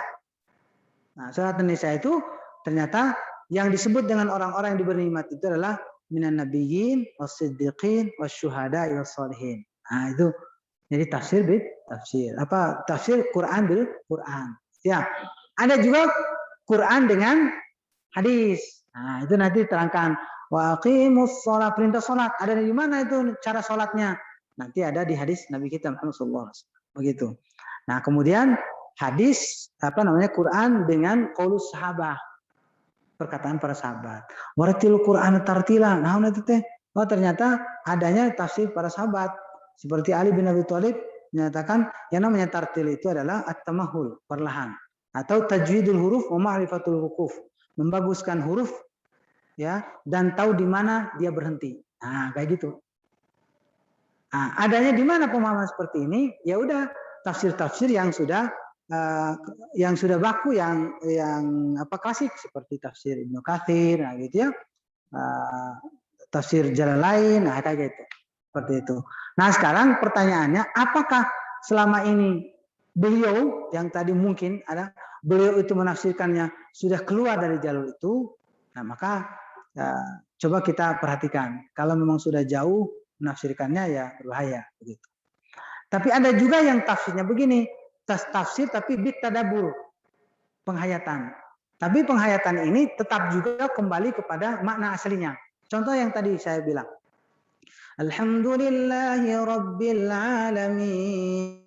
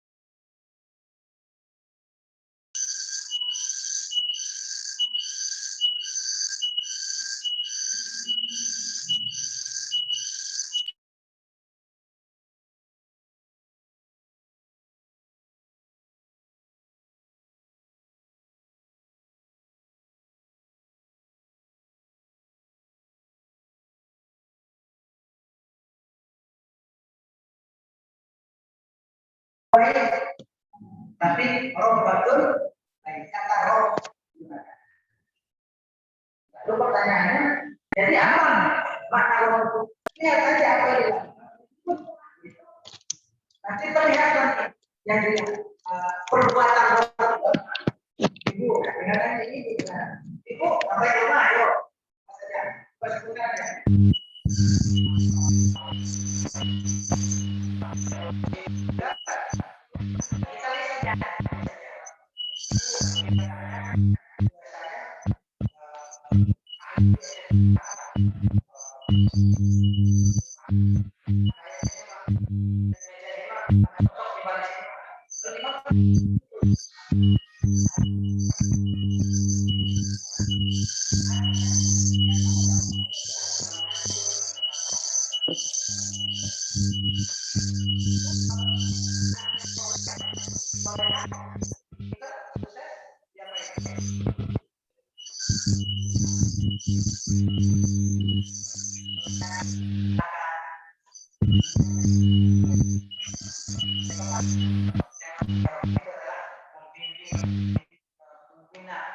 Mengajar, mendidik. Berikutnya, ibu, kira-kira kalau anak dan suami lapar ya, suruh perintah, please sini keluar. Sekarang bobot, enggak disiapkan. Masa artinya apa? Yang namanya waktu itu adalah memenuhi. Nah, ini berarti apa? Nah, intinya itu kalau menyebut roh Tuhan dan roh ini apa? Adalah dia yang mengatur tentang memenuhi kebutuhan alam.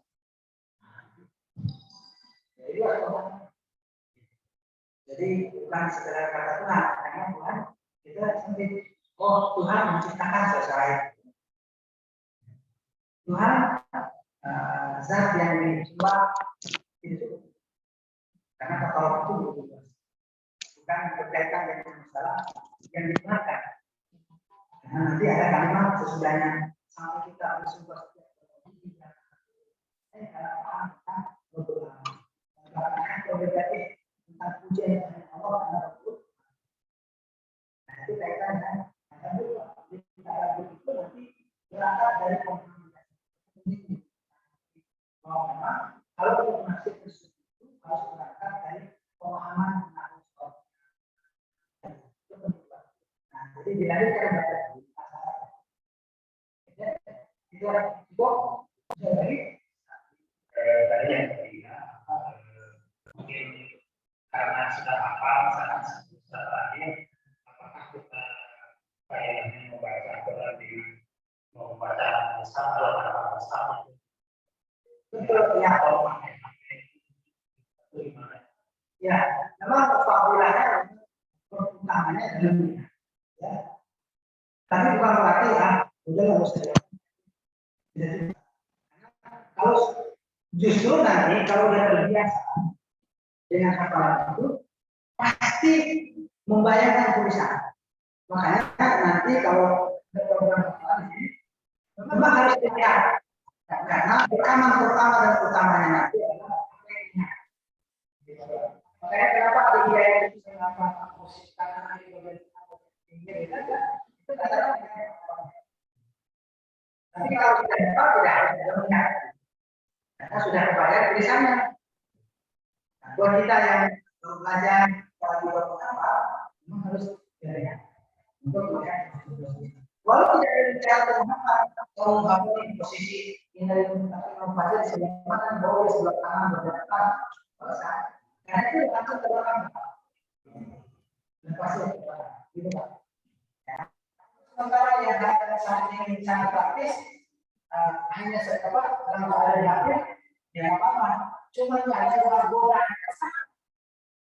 ya godaan betul tidak godaan ini tidak ada yang mau keras bukan belum selain dia lagi apalagi kalau dibalas ya makanya tetap harus ada kalau mau itu jangan ada baca Tuhan yang ada Baik, Bapak sekarang sudah memang kompak. Apabila satu orang masing-masing. Assalamualaikum warahmatullahi wabarakatuh. Boleh karena identitas. Ustaz, saya belum berani jadi imam. Mau bukan asal dari nanti sama bisa masuk. Terus saya dari taksi untuk bisa bukti kira-kira sampai apa. Alhamdulillah saya berani dari imam tadi. Karena memang bukan kita saya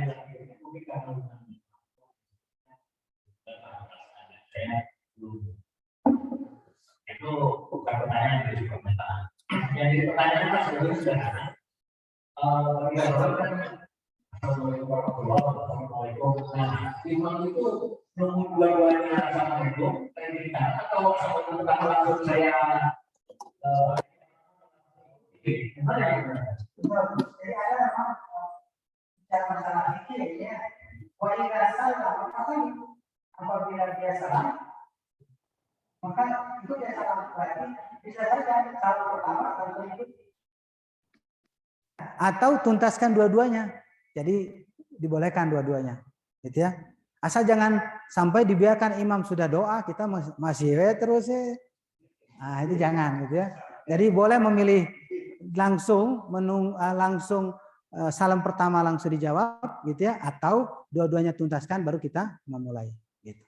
Gitu Pak. Sip. Saya melanjutkan pernyataan tadi Pak. Bagus Pak pertama. Yang kedua gini. Saya juga pernah ini sebagai motivasi aja Pak. Pernah ngajar dulu itu di Tower BRI. Tower BRI. Lantai 8. Itu rahasia siapa, pokoknya memang ada gitu ya. Sampai tuntas level 4 Pak. Tuntas beberapa setelah karena tuntas saya sudah langsung pamitan, sudah nggak ngajar lagi. Cuman ada yang nelpon Pak 2 bulan kemudian.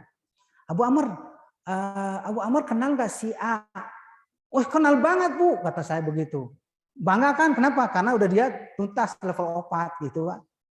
Tapi begini Ustadz, itu ngimaman hancur gitu, astagfirullahaladzim, hancur gitu gimana ceritanya? Iya, nggak bagus bacanya, banyak salahnya gitu.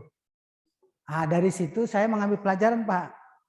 Ternyata beres tahsin itu tidak ada jaminan seseorang dia juga bagus saat menghafal.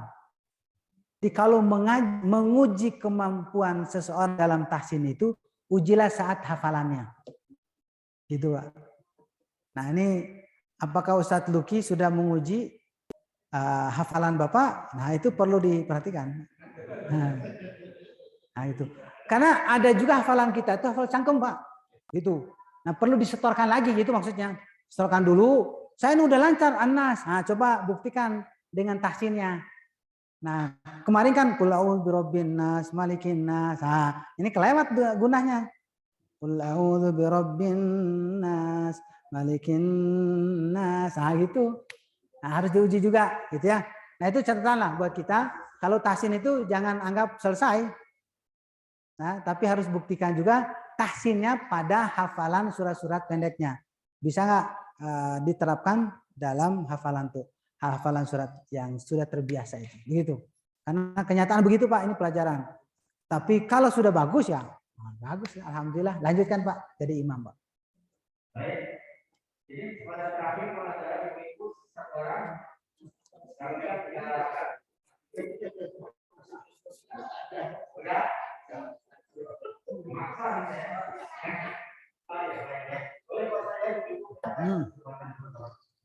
Silakan Bu.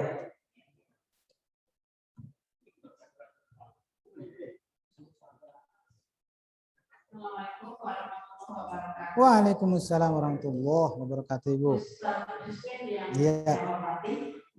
Saya mau bertanya, saya pernah mendengar imam di sholat Jumat pada akhir kata dia membaca Fatihah, dia mengucapkan amin, tapi aminnya itu ada yang amin empat halaman dan ada lagi yang mengucapkan amin Satu harokat, 4 harokat. Mana yang benar? Terima kasih. Oke, sama-sama Ibu. Oh, nyambung.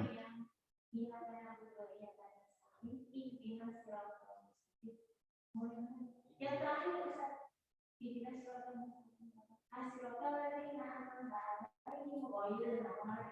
aku belajar sama Umi ini itu disambung boleh di. Wah, itu mau ngadu saya dengan istri atau mah?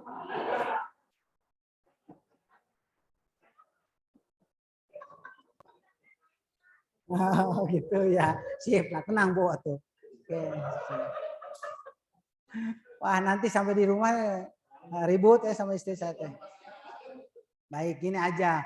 Memang ada pembahasan khusus nanti di level 4. Kesimpulannya, langsung kesimpulan. Tidak ada hukum syar'i di dalam wakaf. Hukum syar'i itu wajib, haram itu nggak ada. Kecuali ada niat untuk merubah arti. Nah, baru kita katakan bahwa itu memang haram. Tapi kalau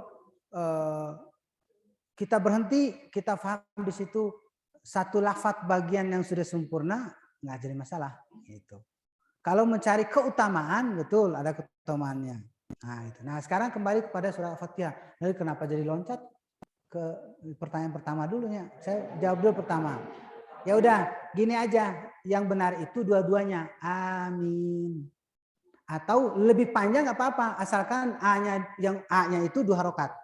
Mi-nya boleh 2, 4, 6. Asal jangan amin. Ya, atau apalagi amin. Nah, pokoknya jangan dipendekkan A-nya. Dia 2 harokat dan mi-nya boleh 2, boleh 4, boleh 6. Gitu ya. Kemudian tidak boleh ditasdid. Karena nanti aman artinya itu. Jadi bukan amin, bukan amin. Nah, gitu ya. Kabulkan. Nanti ada bahasa khusus tapi udah langsung saja. Yang tepat itu adalah 2 harokat A-nya, mi-nya boleh 2, boleh 4, boleh 6. Gitu ya. Sip. Kembali yang ke pertanyaan tadi.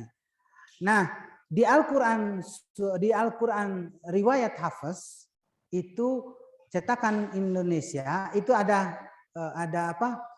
Ada lam alif dan juga ada kayak hati lope 5 gitu. Nah, sebentar, ini lagi teralihkan perhatiannya. Nah, begitu Bu. Nah, sekarang pertanyaannya gimana? Begini. Ternyata di riwayat Warosh An-Asim, riwayat Torosh ya, itu ternyata itu ayat yang ke-6. Berarti basmalah tidak masuk. Al-Fatihah Alhamdulillah itu ayat yang pertama. Gitu.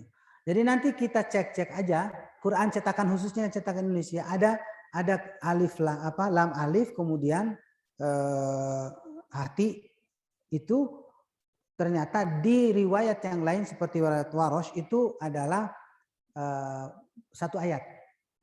Nah, gitu. Nah, artinya pula bahwa boleh saja kita berhenti di sana. Itu walaupun lam alif di sana, gitu. Gitu ya. Jadi, kenapa kalau dari segi bicara masalah wakaf kan Ibu bicara masalah wakaf. Itu lafaz yang sempurna. Kalau makna betul masih berkait, tapi lafaznya sempurna. Apa? Siratal ladzina an'amta 'alaihim. Sempurna itu. Yaitu jalannya orang-orang yang Engkau bernikmat atas mereka, sempurna. Gitu. Hanya saja doa kita itu tidak sampai di sana. Pinginnya juga ya Allah, di samping Engkau berikan jalan orang-orang yang diberi nikmat, juga Engkau cegah dari jalannya orang-orang yang dimurkai dan yang sesat. Gitu. Nah, kalau mampu nafasnya sampai tuntas, mangga. Tapi kalau nafas pas-pasan, udahlah berhenti di sana. Gitu. Atau bukan masalah nafas, tapi saya bisa lebih menikmati kalimatnya berhenti di alaihim. It's okay. Gitu. Gitu. Bisa paham ya? Nah, okay. Jadi boleh saja berhenti, boleh saja lanjut. Ya.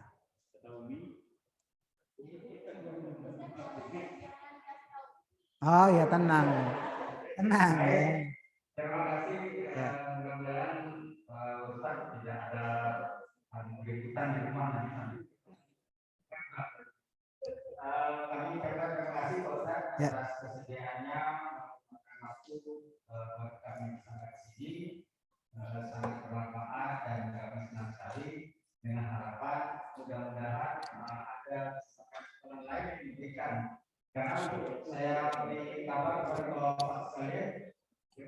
kita jadwal rutan Jumat, kalau beliau sudah punya pegangan setiap masjid hanya sebagai satu kali. Nah, jadi kalau bisa kita bisa lebih dari satu kali Jumat hanya ya Pak ya. Nah, jadi kami mungkin tahun depan Pak Jumat di sini Pak. Siap. Nah kalau bisa juga salah satu Idul Adha atau Idul Fitri. Dari sekarang harus booking kan? Ya, kita nanti mintanya nggak susah. Kalau boleh Idul Fitri misalnya. Setuju Pak ya? Ya, Idul Fitri nggak setuju Pak. Kalau tarawih Ramadan itu insya Allah itu tidak bisa jadwalkan. Tapi yang penting pada khususnya Idul Fitri sama Jumat nanti berapa misalnya. Baik, terima kasih banyak Pak Ustaz atas kesediaannya dan atas apa yang kita lakukan ini yang dikasih kita ini. Mudah-mudahan ini menjadi amal soleh dan untuk penutup kami kembalikan Pak Ustaz doa. Bismillahirrahmanirrahim. Bukan hati kita, mudah-mudahan apa yang diharapkan kita Bismillahirrahmanirrahim. Ya Rabbana lakal hamdu kama yanbaghi li jalali wajhika wa la ilaha illa anta subhanaka la ilaha illa anta subhanaka inna kunna minadh dhalimin. Rabbana ighfir lana wa sayyi'atina اللهم اغفر لنا ولاخواننا الذين سبقونا بالايمان ولا تجعل في قلوبنا غلا للذين امنوا ربنا انك رؤوف رحيم اغفر الذنوب ثبت قلوبنا على دينك يا مصرف القلوب صرف قلوبنا على طاعتك ربنا لا تزغ قلوبنا بعد إذ هديتنا وهب لنا من لدنك رحمه انك انت الوهاب ربنا هب لنا من ازواجنا وذرياتنا قرة اعين واجعلنا للمتقين اماما ربنا تقبل منا انك انت السميع العليم وتب علينا انك انت التواب الرحيم ربنا اتنا حسنه وفي الاخره حسنه وقنا عذاب النار والحمد لله. Bahwa saya ini